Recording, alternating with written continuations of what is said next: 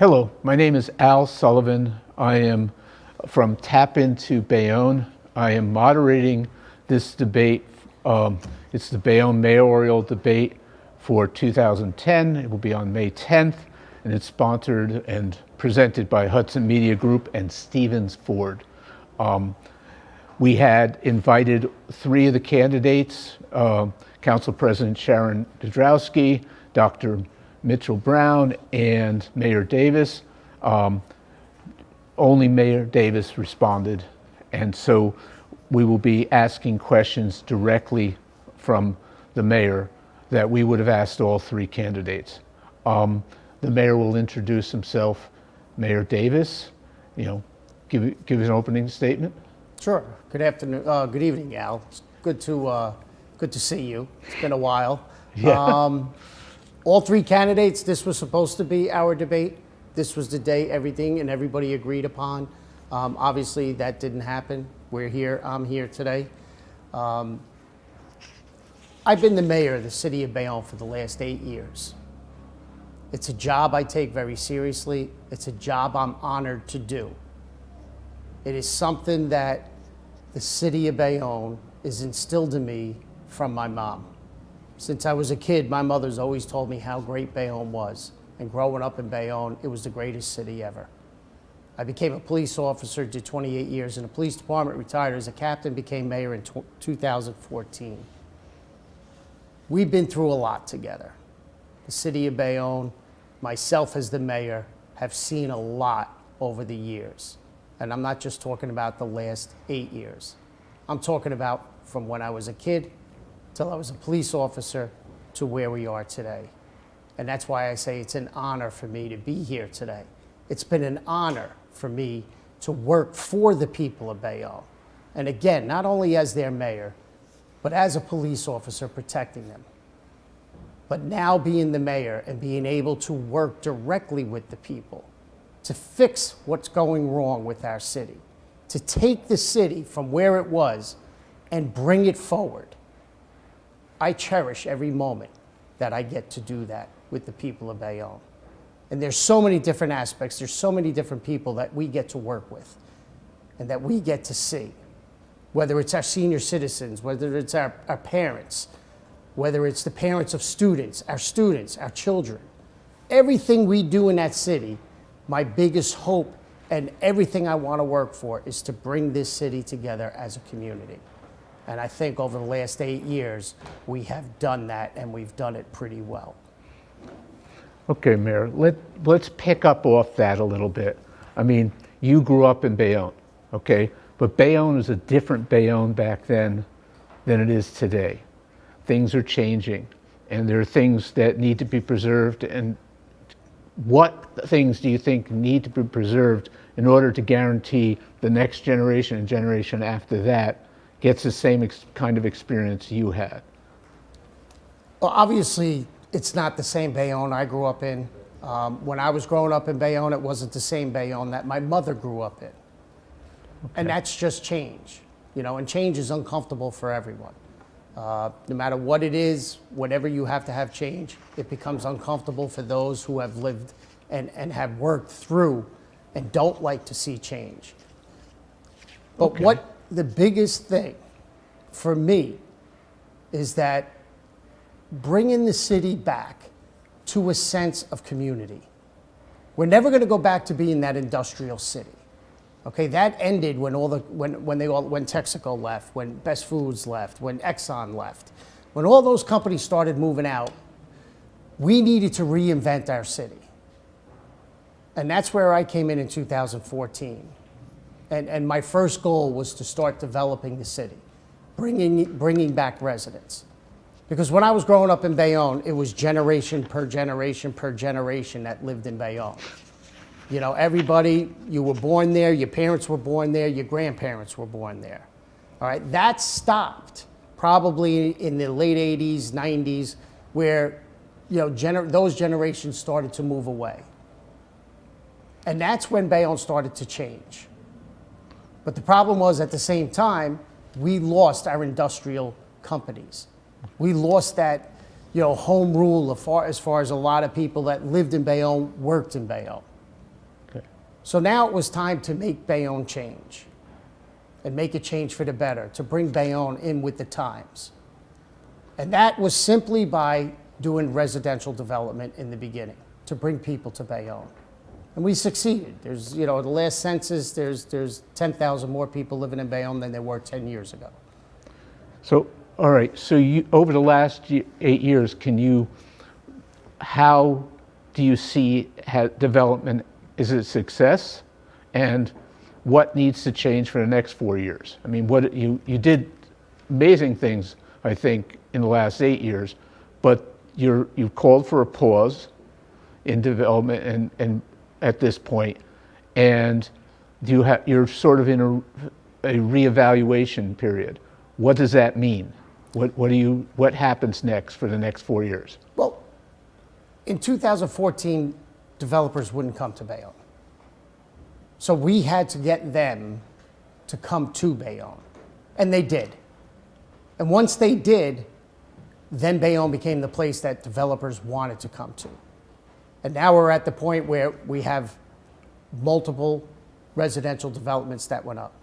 We have the military ocean terminal that in 2014 had one building on it, the Alexan, that stuck out like a sore thumb. And that's all that was there. But if you go there today, you wouldn't even recognize it because of the development, which is commercial, retail, and residential.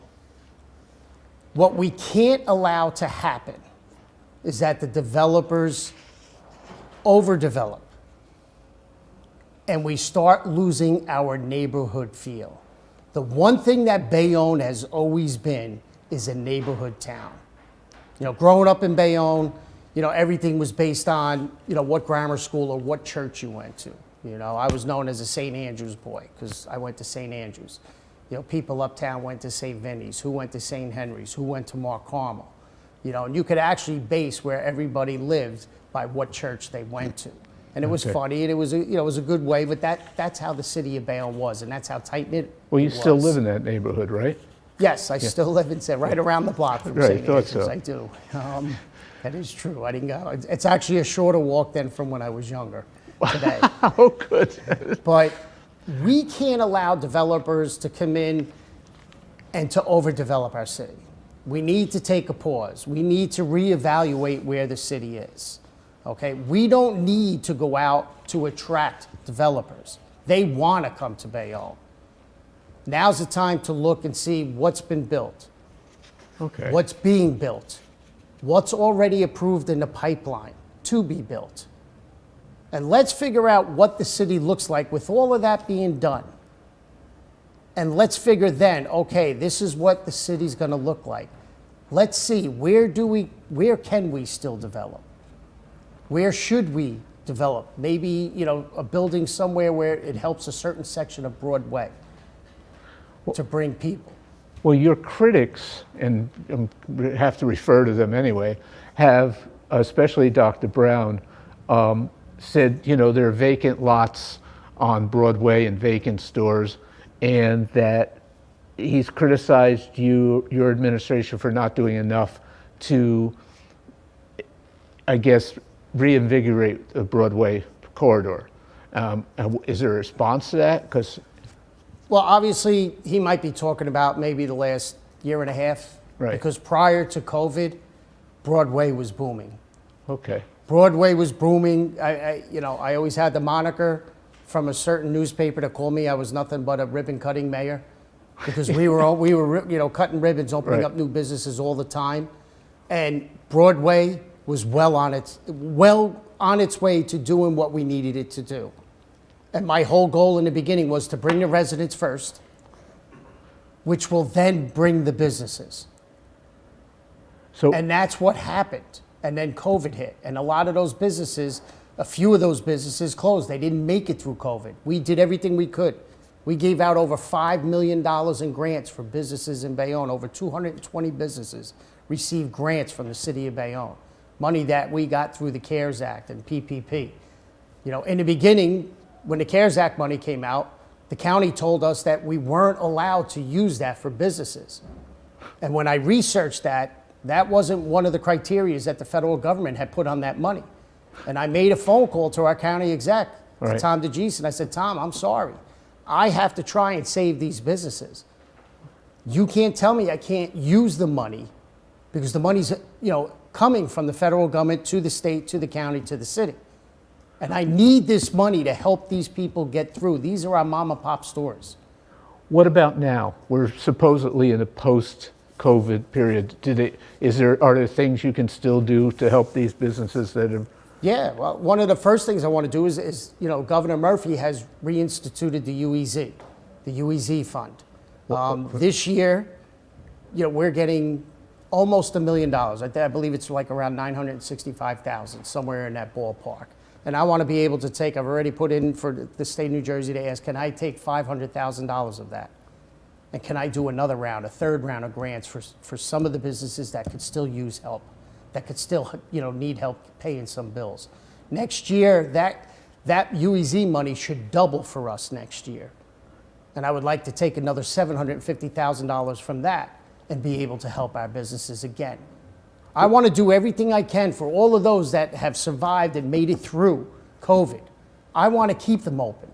And I want them to know that I'm standing here right next to you, just like I did during COVID. Right. I stood right next to every single one of them and said, listen, I'm here for you, and I will fight for you.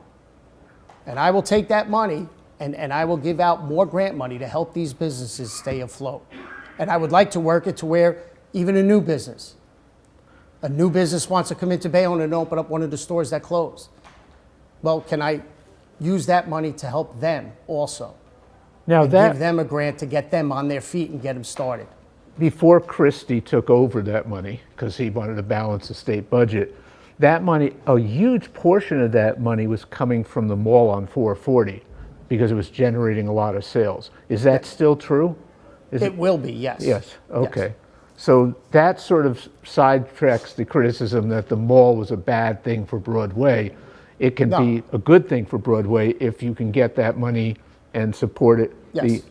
Okay. Absolutely, absolutely. Now, let's rate your success of COVID. How do you see your response?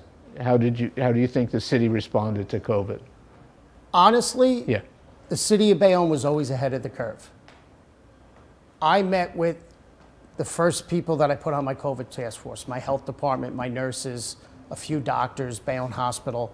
I met with them near the end of January of 2020, before COVID even came here. I saw what was going on over in Europe, and it scared me. And the very first meeting I had with the small group of people that started with me with the task force, I said to them, listen, we have to prepare for this. And we're going to be alone in this fight. We can't expect help from the county, the state, or the federal government on this, because this is going to ravage through the country. So we need to get ahead of this curve right now, and we need to stay ahead of the curve. So don't expect any help coming from anywhere else except inside our town. And that task force grew, and it constantly grew. Every time we had meetings, more people. We had doctors calling us. I had retired nurses calling, and everybody. And then we had a list of people who wanted to help. And finally, when COVID finally hit, and that was right around the last week of March, right up to April 9th, April 10th, was when we hit a pinnacle to where the hospital was overrun. We were prepared for it the best we could be, because no one could be prepared for something that no one's ever lived through before. None of us have ever been through something like this pandemic in our lives.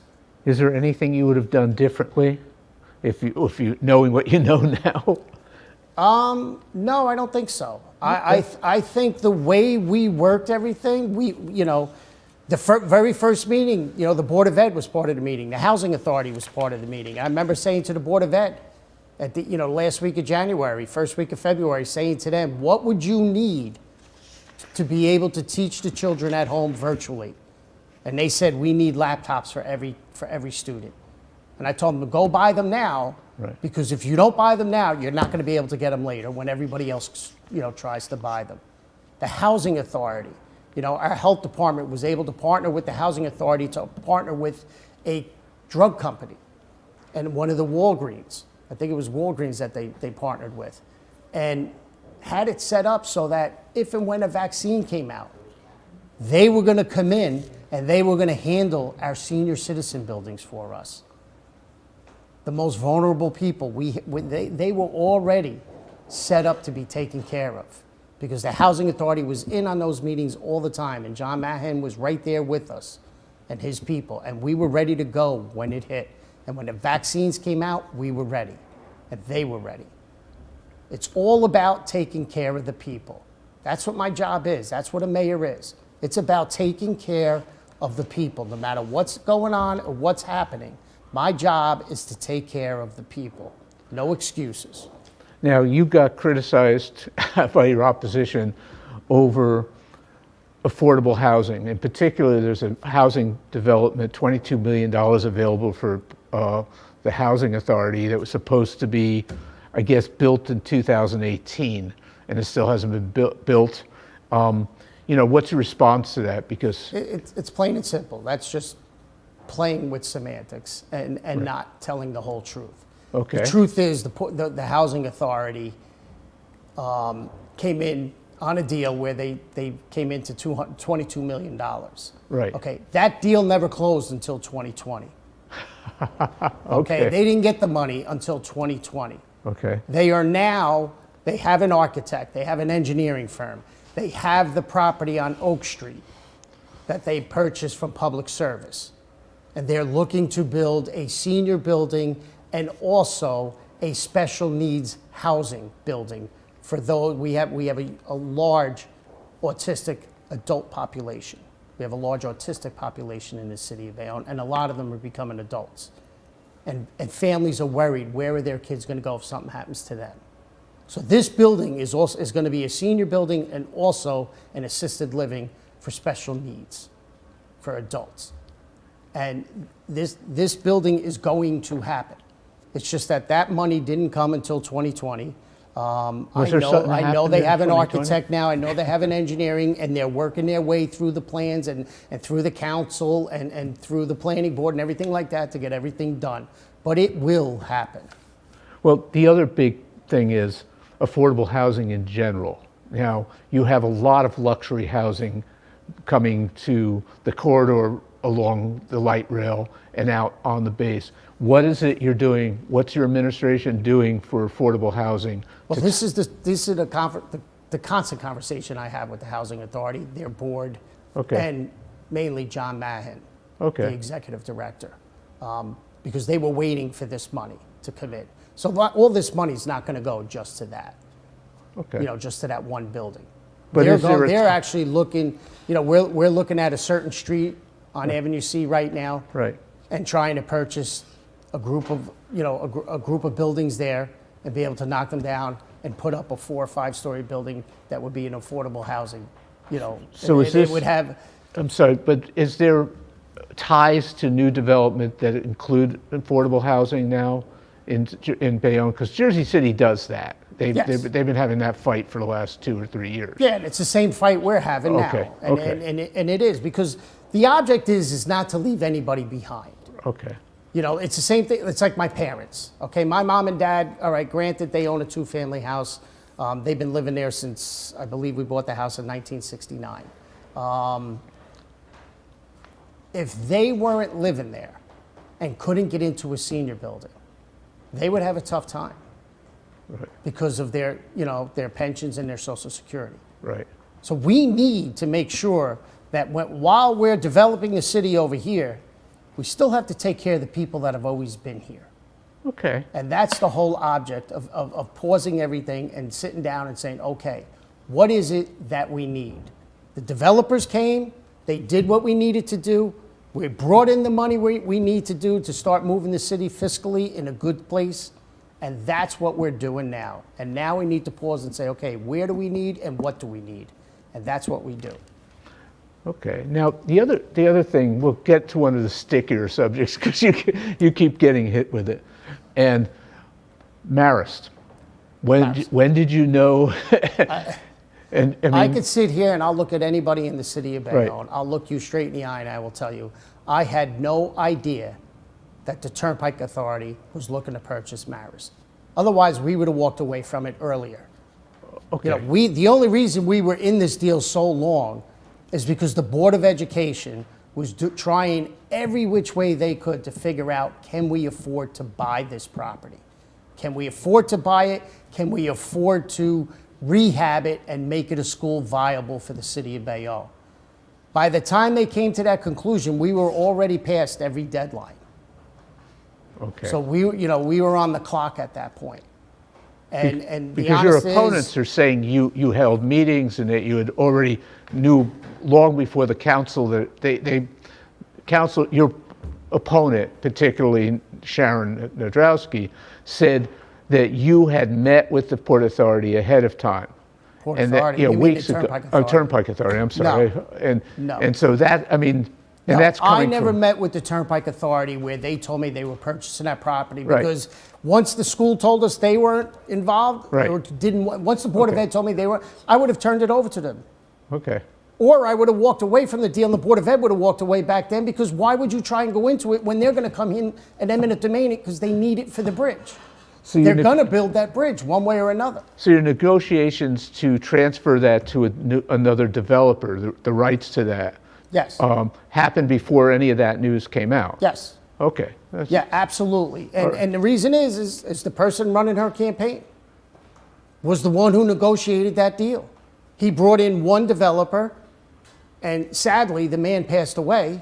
Okay. Great guy, really nice guy, gentleman. He was a gentleman. And then he turned it over to a different developer.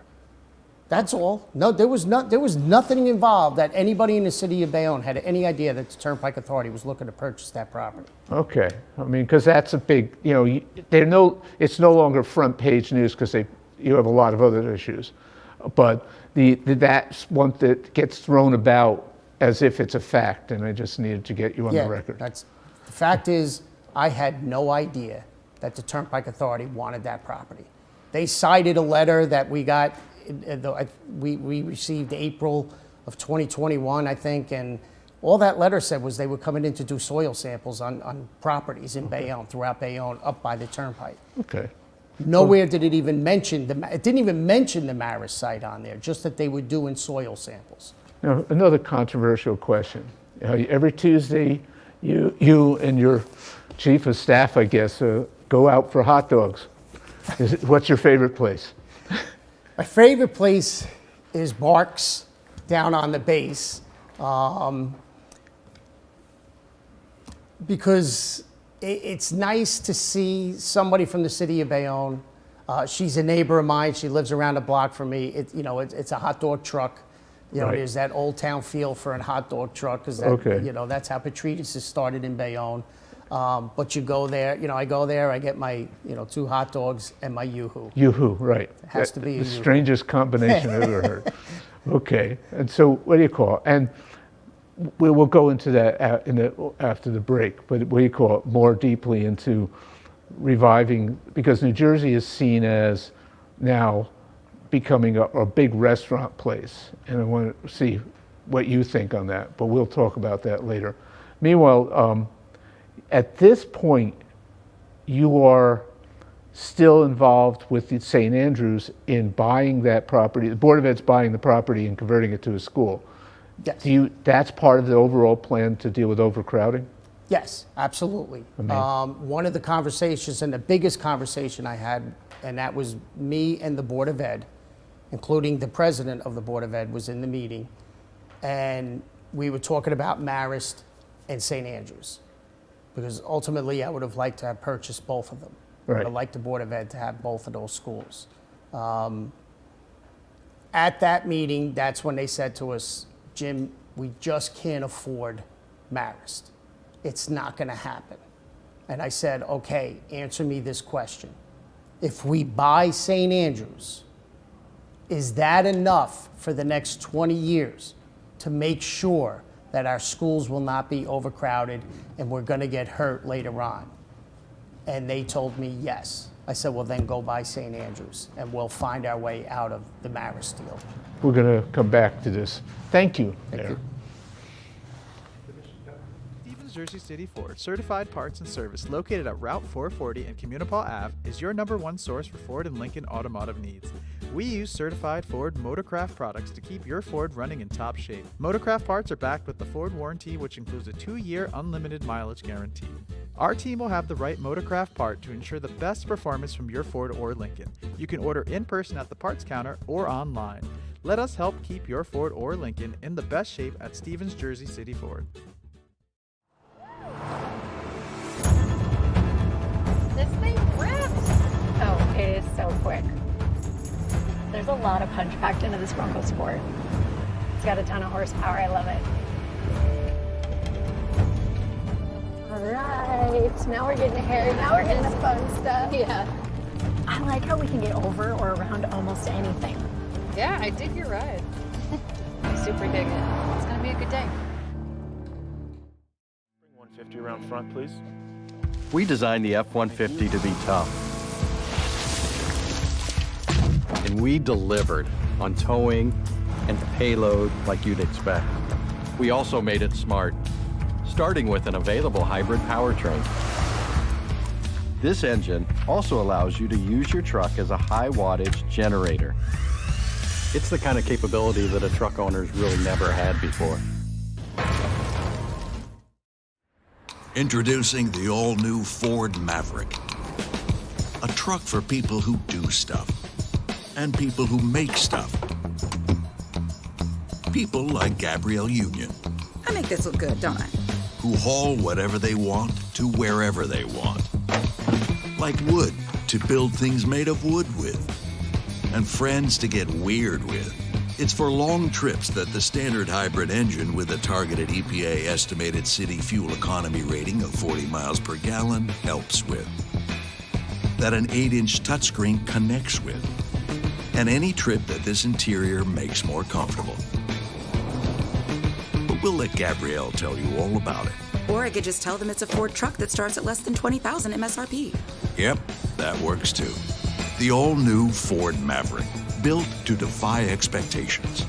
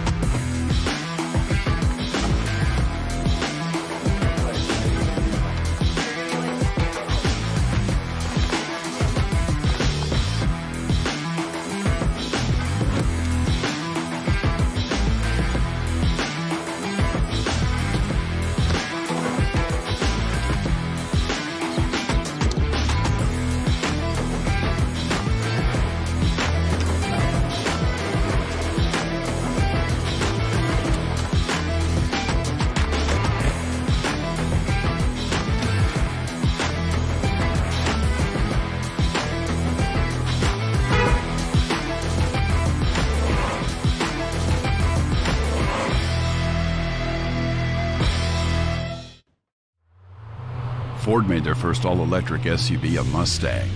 Rapid acceleration, reactive handling, 300-mile range. You control how it feels and how it sounds. It knows you. It dials into your preferred settings. It has an array of driver assist technology. Cameras and sensors enhance your awareness and provide you with additional control. But it's more than cutting-edge technology. It's the spirit of it. It's a Mustang. Stevens Jersey City Ford Certified Parts and Service, located at Route 440 and Communipaw Ave, is your #1 source for Ford and Lincoln automotive needs. We use certified Ford Motorcraft products to keep your Ford running in top shape. Motorcraft parts are backed with the Ford warranty, which includes a 2-year unlimited mileage guarantee. Our team will have the right Motorcraft part to ensure the best performance from your Ford or Lincoln. You can order in person at the parts counter or online. Let us help keep your Ford or Lincoln in the best shape at Stevens Jersey City Ford. This thing rips! Oh, it is so quick. There's a lot of punch packed into this Bronco Sport. It's got a ton of horsepower, I love it. All right, now we're getting hairy, now we're getting the fun stuff. Yeah. I like how we can get over or around almost anything. Yeah, I dig your ride. I super dig it. It's gonna be a good day. 50 around front, please. We designed the F-150 to be tough. And we delivered on towing and payload like you'd expect. We also made it smart, starting with an available hybrid powertrain. This engine also allows you to use your truck as a high wattage generator. It's the kind of capability that a truck owner's really never had before. Introducing the all-new Ford Maverick. A truck for people who do stuff. And people who make stuff. People like Gabrielle Union. I make this look good, don't I? Who haul whatever they want to wherever they want. Like wood to build things made of wood with.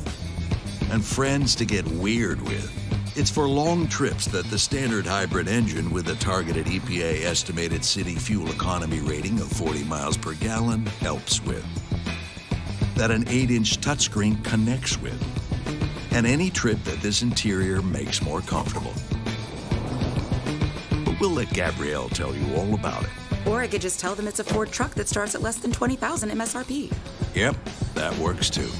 The all-new Ford Maverick, built to defy expectations.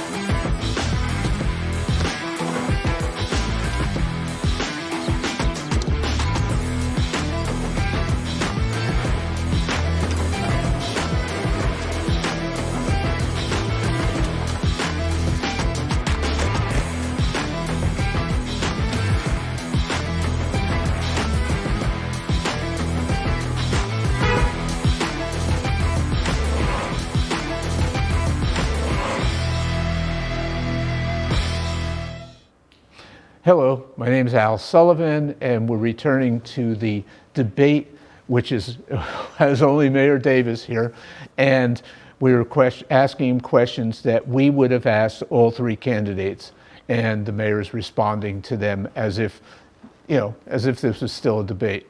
And so, Mayor, okay, the big kahuna, the Bayonne Medical Center, okay, and the conflict over the ownership.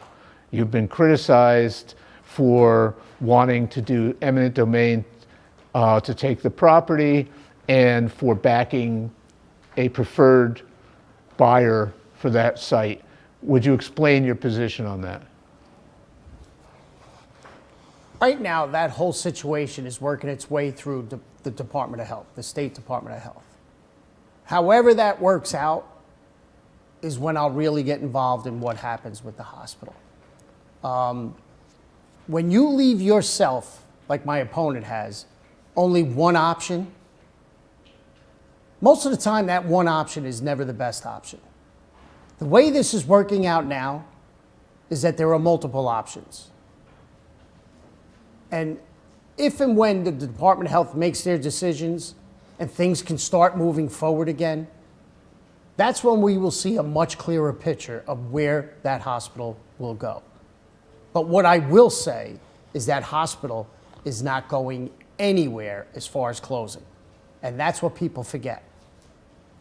In October of 2019, they were going to close that hospital on November 1st without anybody knowing. And I received information from someone. And that one person told me everything that was going on and that a deal was imminent and that was what was going to happen. And if you remember, I did a press conference right on the lawn of Bayonne Hospital. And I stood there with all the press. And I said, anybody who tries to close this hospital is going to have to go through me. And I will say that today. And I will say that every single day. That hospital is not going anywhere. Think about what would have happened. October of 2019. 4 months later, we're in a pandemic. And if they had closed Bayonne Hospital, I don't know where Bayonne would be today.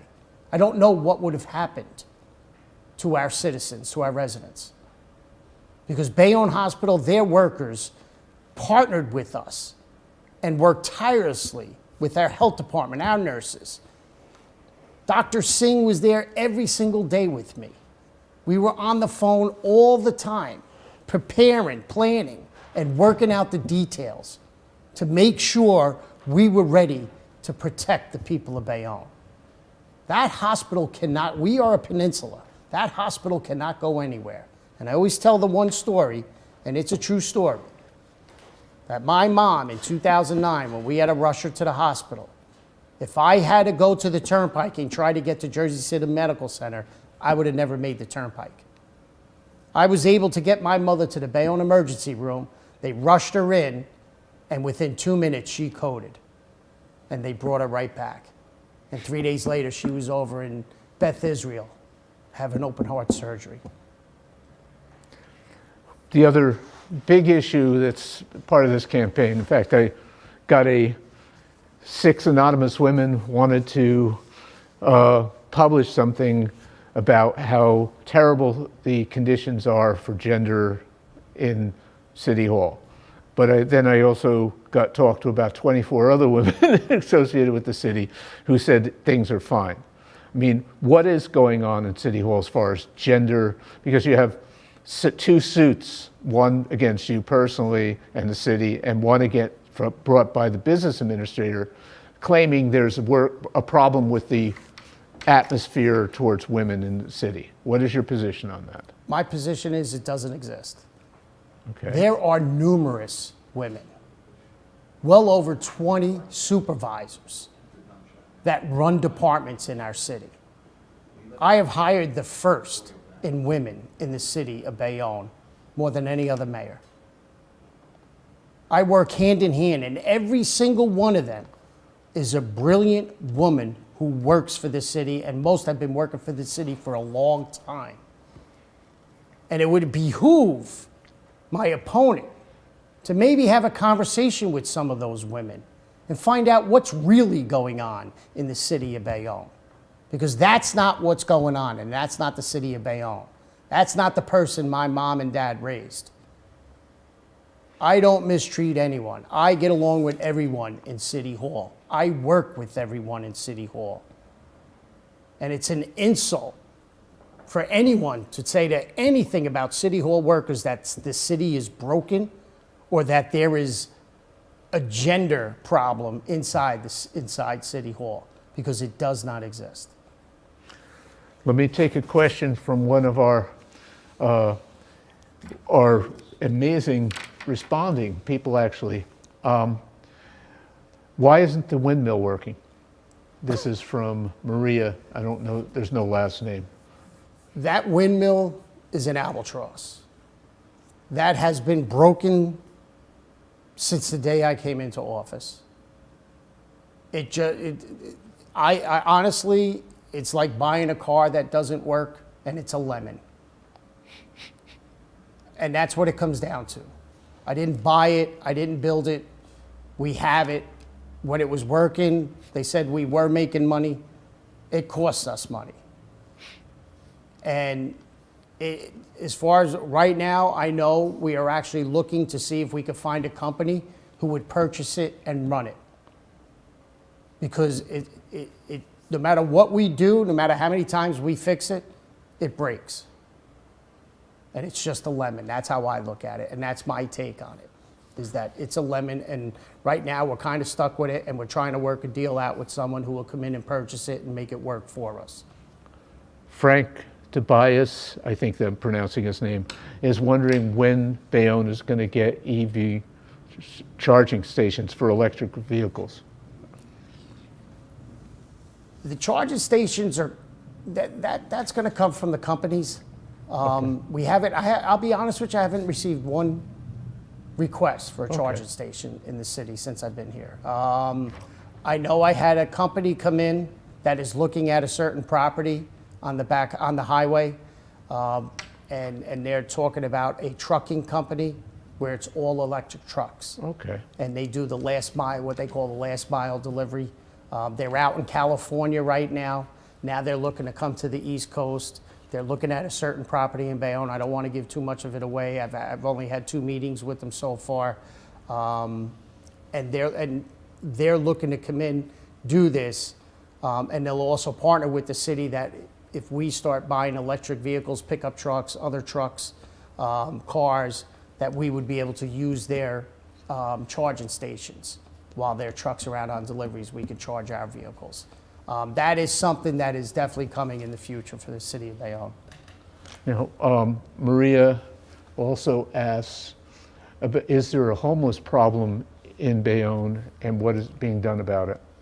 If there's one person in our town that's homeless, it's a problem. It's an absolute problem. We work with the county on this constantly. We have a program set up to get people to shelters. All you have to do is make a phone call to the police department, stop a police officer, come to the police department, come to City Hall. We will get you to a shelter.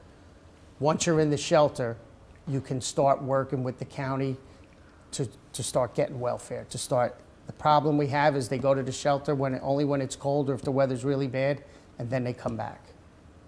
But we work every single day. Office on Aging is working with the people trying to help this situation. It's not unique to the city of Bayonne. Every city in Hudson County has this problem.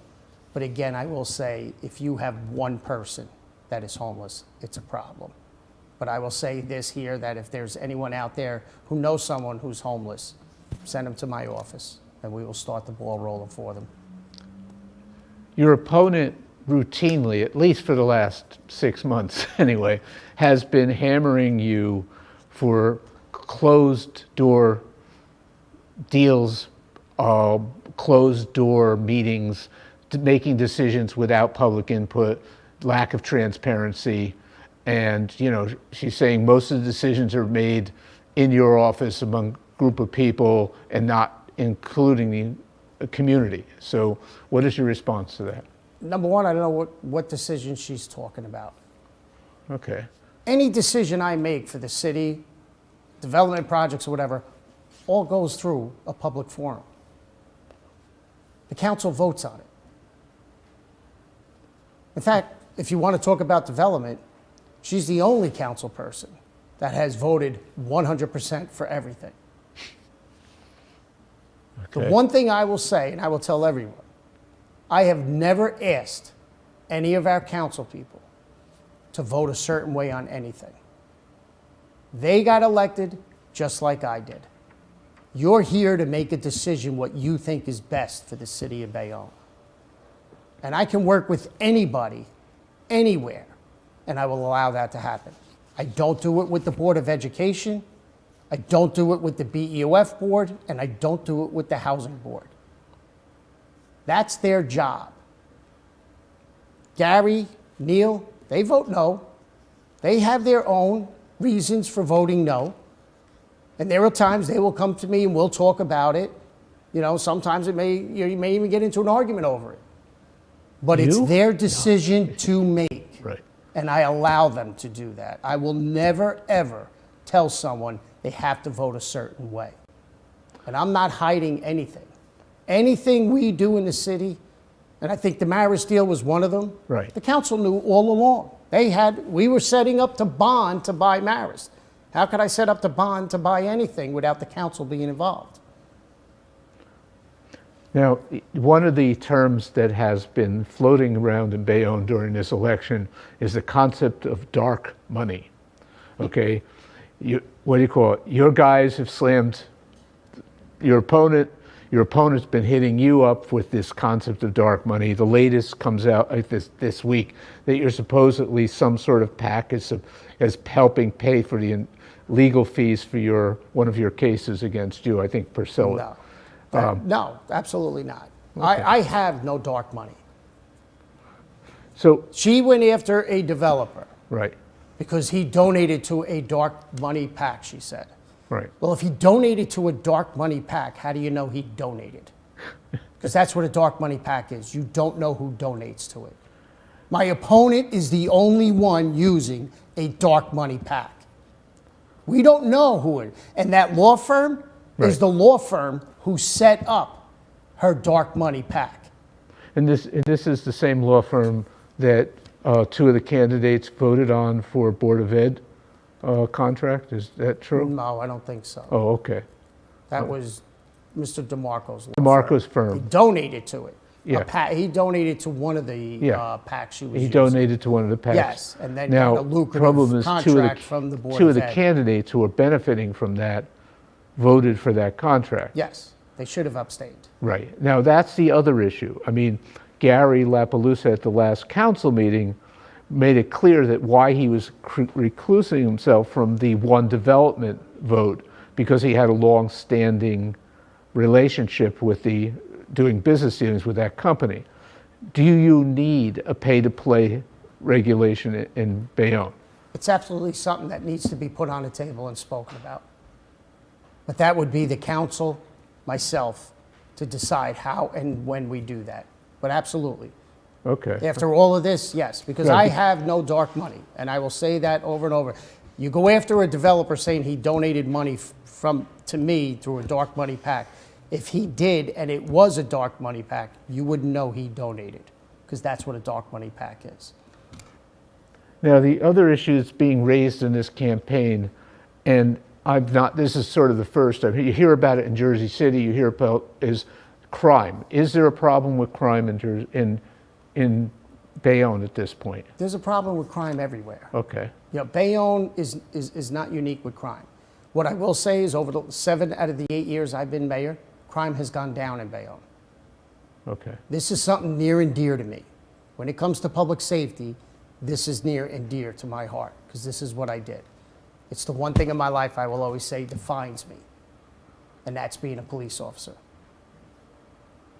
And I will always, always make sure that our police officers have everything they need to protect the city of this town, the city of Bayonne, I'm sorry. I mean, all right, and that's related to that is when Louisa, I can't pronounce her last name, so I'm not going to try, can address the issue of drug use in the city, because that's a persistent problem a lot of places. The scariest thing, and we watched it with the Oxycontin and the oxycodone. Now we're starting to see it with the fentanyl. And what's scary about it is kids are doing it and not knowing they're doing it because someone's giving it to them, or they're mixing it in something. They're smoking and not knowing fentanyl is part of it. I think we have to do a better job educating kids at an earlier age. We have to get them when they're in 2nd, 3rd, 4th grade and start talking to them. And we have to start letting them know that this can hurt you. This will hurt you. Every human being is different. Everybody's body is different. You can do a drug once in your life and die from it.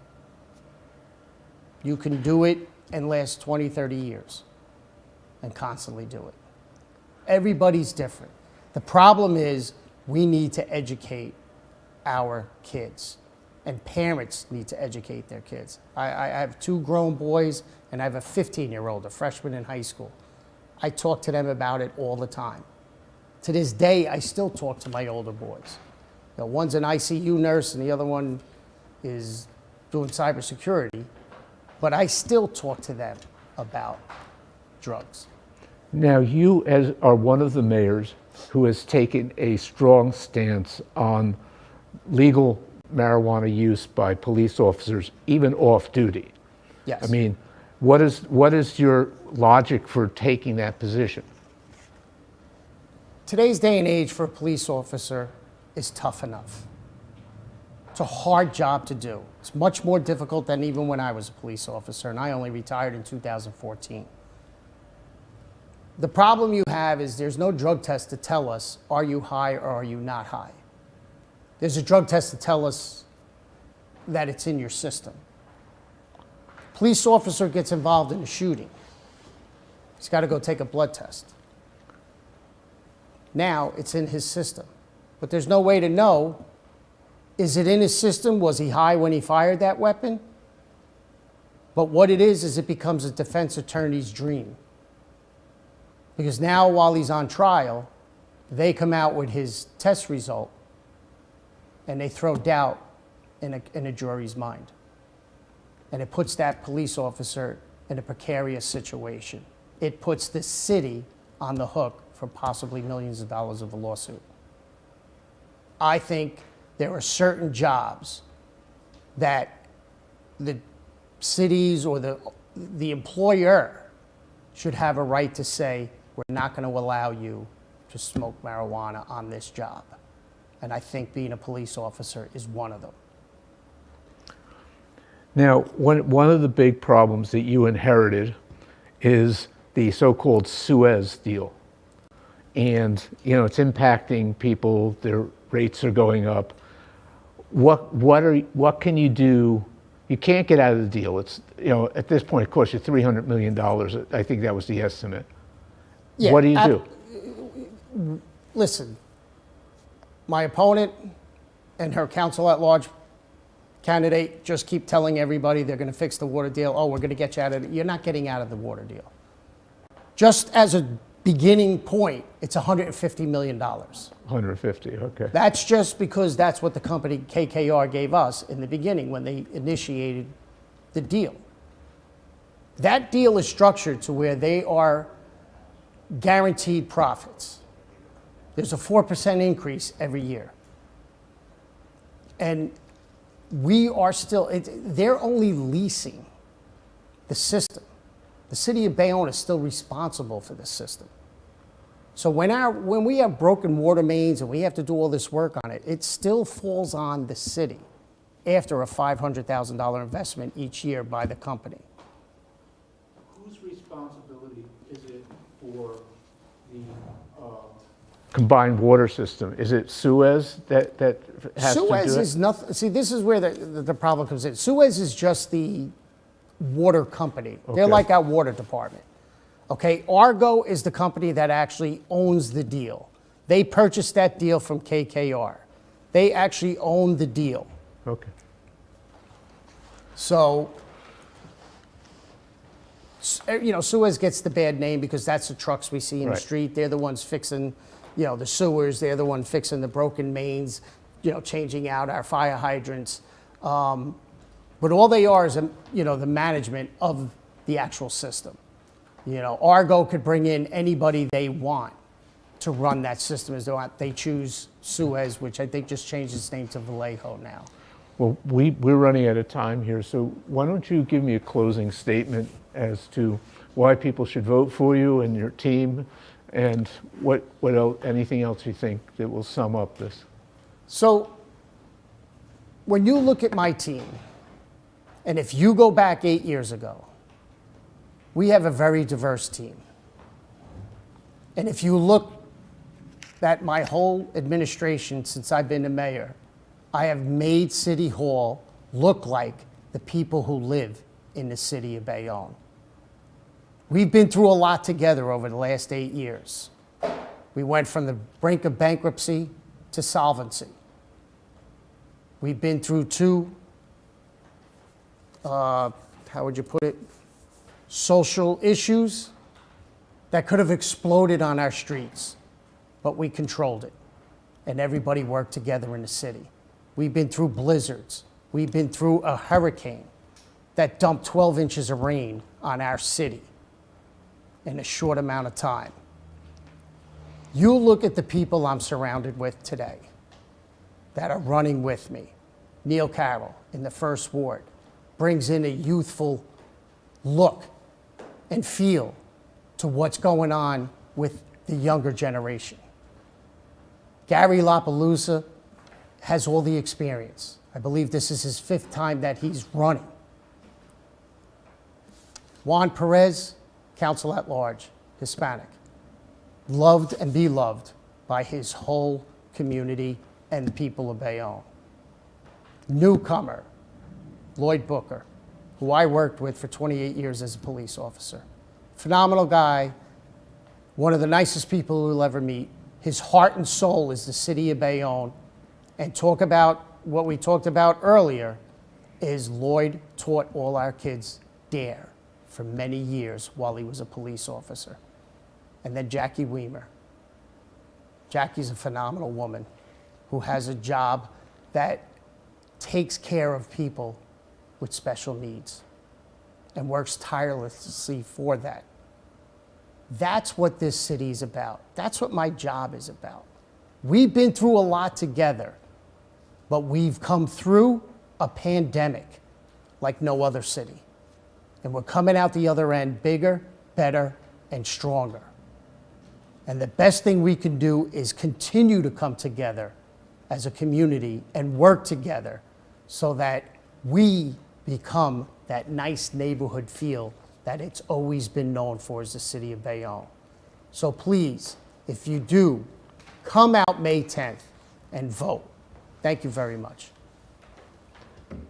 Thank you very much, Mayor, and thank you for tuning in to this non-debate. It's a debate.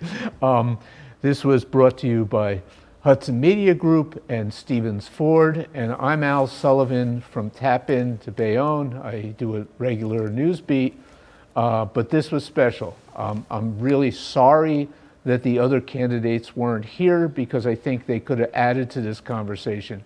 But you got what you want, and you got a lot of questions answered, hopefully. You were very satisfied with what you heard. Thank you, and goodbye.